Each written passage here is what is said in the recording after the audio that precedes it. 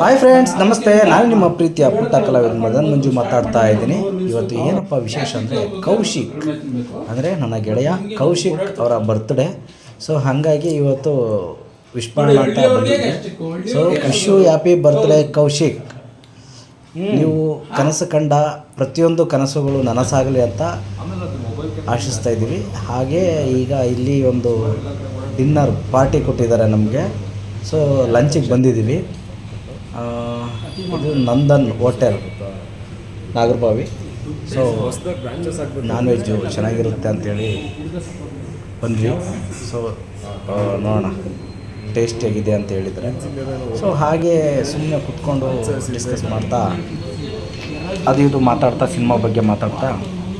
So ನಮ್ಮ ಜೊತೆ ರಘು ನಿಡುವಳ್ಳಿ ಅಣ್ಣರಿದ್ದಾರೆ. So super writer.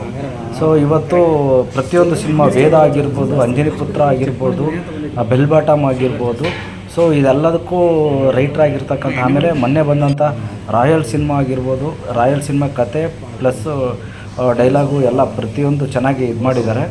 ಸೊ ಈಗಲೂ ತುಂಬ ಸಿನಿಮಾಗಳ್ನ ಇವರು ಇನ್ನೂ ಬರಿತಾ ಇದ್ದಾರೆ. ಸೊ ಹೋಗ್ತಾ ಹೋಗ್ತಾ ನಿಮಗೆ ಗೊತ್ತಾಗುತ್ತೆ. ರಘು ನಿಡುವಳ್ಳಿ ಅಂದರೆ ರೈಟ್ರ್ ನಿಮ್ಗೆ ಪ್ರತಿಯೊಬ್ಬರಿಗೂ ಗೊತ್ತಿರುತ್ತೆ ಆಲ್ಮೋಸ್ಟು. ಸೊ ಅವರು ನಮಗೆ ತುಂಬ ಆತ್ಮೀಯರು. ಎಲ್ಲರೂ ಬಂದಿದ್ದೀವಿ. ನಮ್ಮ ಜೊತೆ ಶ್ರೀಕಾಂತ್ ನನ್ನ ಗೆಳೆಯ ಇದ್ದಾನೆ.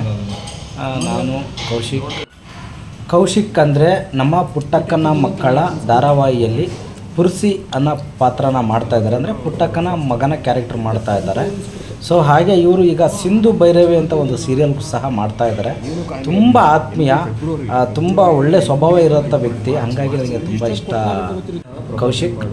ಸೊ ಇನ್ನೂ ಒಳ್ಳೊಳ್ಳೆ ಸಿನಿಮಾಗಳು ಸಿಗಲಿ ಅಂತ ಕೌಶಿಕ್ಗೆ ದೇವರಲ್ಲಿ ಪ್ರಾರ್ಥಿಸ್ತೀನಿ. ಸೊ ಜೊತೆಗೆ ಗೆಳೆಯನ ಮರಿದಂಗೆ ಜೊತೆಗೆ ಯಾವಾಗಲೂ ನೆನಪು ಮಾಡ್ಕೊ ಅಂತ ಹೇಳ್ತಾ ಇದ್ದೀನಿ. ಹುಟ್ಟುಹಬ್ಬದ ಶುಭಾಶಯಗಳು Kaushik, one more. So thank you.